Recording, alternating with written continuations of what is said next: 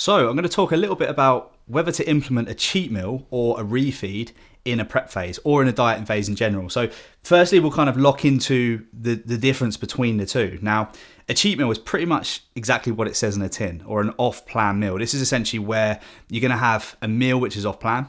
It's not necessarily going to be tracked into your total calorie allowance, and it's something where typically you'd lean towards something that you've been craving throughout a dieting phase, something that you've been wanting to consume.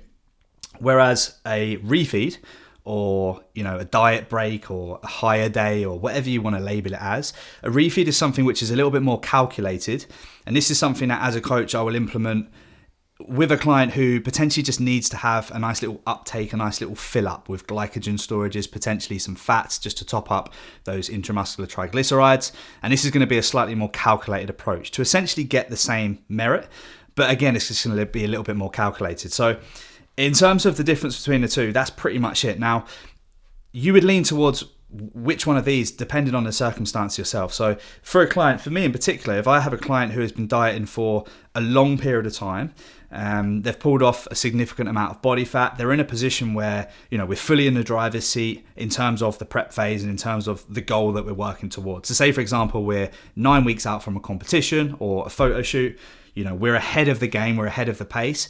That client's been dieting for a long period of time, and I feel as though a psychological benefit of actually just having a free meal, being able to go out, with the other half, have a meal or get a takeaway, or just have something where you relieve that pressure of having to track and count calories. If I feel as though that's going to be advantageous, that's pretty much the only circumstance in where I would then say, let's have an off-plan meal and just allow them free reign. The other circumstances where I'm looking for a little bit of a top up. So I've got a client who's been in a dieting phase for an extended period of time. We in this instance, we're always looking to be in the driver's seat anyway. We're always looking to be in full control. But I know that I'm going to get more bang for buck, if you like, by being able to overlook exactly what that individual's eating. So a refeed phase where I would say, okay, let's add some more food. More often than not, it's mainly going to be from carbohydrates, so we can just top up those, stored glycogen storages in the muscle. It's going to help to aid performance, and it's going to help that individual just to kick on with their training and just give them a little bit more fullness. I would much usually rather favor this route because it's going to give me as a coach much more control. And it's also going to allow that individual to have that top up that they need and just to jump straight back on plan again. And this would usually vary between 1 day, 2 days, sometimes even 3 days or more when it comes to that refeed and how long they need. So there's going to be very, very few instances where I would actually initiate that off-plan meal for that reason. And there's a few other things that we have to consider as well. One of the main things is going to be that individual's relationship with food. So if you know in yourself that you potentially don't have the strongest relationship with food, or you've got a previous tendency to potentially binge, or when you sort of give into these foods it spirals out of control and you just don't have that rigor or that ability to jump straight back on plan again, then an off-plan meal is probably something that you want to try and avoid in a dieting phase, especially if you've been dieting for a good period of time and appetite's pretty high. So staying away and avoiding those off-plan meals would probably be, a more favored route in this instance, and actually just going down the route of having a refeed where you can calculate exactly what you need to eat. You're hopefully not going down the route of, kicking up those cravings and making things worse and making adherence an issue moving forwards. And it's also good data as well. And that kind of brings me to the next point, especially as a coach overlooking a client. If you've got them on an off-plan meal, and let's face it, a lot of the time an off-plan meal is going to be something quite dense in fats. It's going to be quite dense in caloric intake. It's normally going to be a pizza. It's normally going to be a burger or something along those lines. If we're having that massive influx of calories, we haven't actually accumulated any data from that other than, you got a bit fuller off a pizza. Whereas if we're actually implementing a refeed where me as a coach, I will give an individual potentially, maybe 50% more carbohydrates than they're used to eating, maybe 20-25% more fats than they're currently eating. I will have that data written down so I know exactly what they've consumed in their last refeed.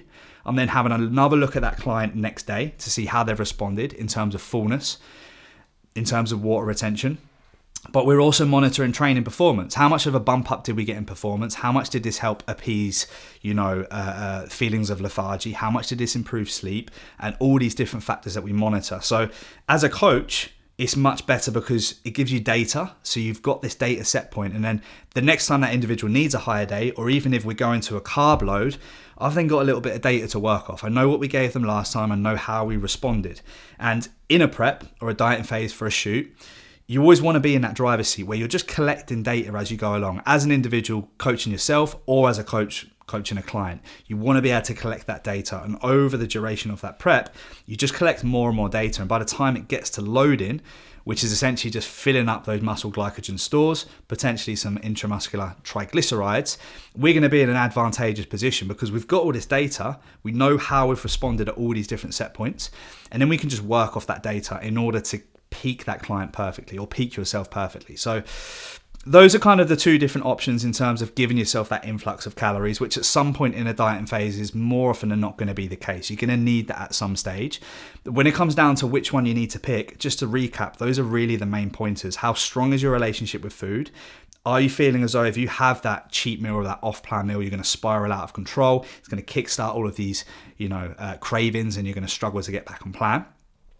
Are you in a position where you're in a driver's seat? And be honest with yourself, and your coach should be honest with you. If you're not in a position where you're ahead of the game, if you're in a position where you are where you need to be, but you're chasing for conditioning, an off-plan meal is probably not something that we want. A massive influx of calories probably not something that we want at that point in time. And where are you in terms of your prep, in terms of the data that you need to manage and the data that you need to collect? Because that's a massive part of this as well. And your coach should really have that sort of nailed down by the time you come to loading. So those are the different approaches. Now, I don't want to completely say that having a cheat meal is void and it's never something that I go down the route of. But it's something that more often than not I would try to avoid in a prep phase, and going down the more calculated approach of just having a refeed where we can monitor everything, we can collect data, and we can use that to your advantage later on in the dieting phase. Hopefully that's been of some help, guys. Refeeds versus off-plan meals in a prep phase. But if anyone does have any questions with that, please do feel free just to comment them in the section below, and we look forward to bringing you more educational content.